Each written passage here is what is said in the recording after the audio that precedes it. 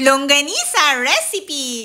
Kung noon po ay lagi ko lang pinipirito ang longganisa, pero dahil po paulit-ulit na pirito ay gusto ko rin po maiba-iba naman ang recipe ng longganisa at para din po hindi mag-cause ng inflammation dahil po ang pirito ay nagkakos ng inflammation. Kaya po this video ay hindi po natin pipirituhin ang longganisa. So ito po ay pinakuluan ko sa tubig na may asin. Nang kumulo na po ay naglagay lang po ako dito ng bell pepper at tinusok-tusok ang longganisa hanggang lumabas ang katas nito para magpantay din po ang pagkakaluto dito. At hinayaan ko lang po itong maluto.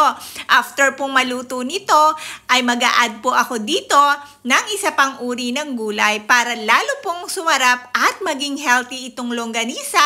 Nag-add na po ako ng spinach. So, hayaan ko lang po itong maluto ng mga ilang minuto dahil po ang spinach naman po ay napakadali lang maluto at masarap din po yan kapag hindi po lutong-luto.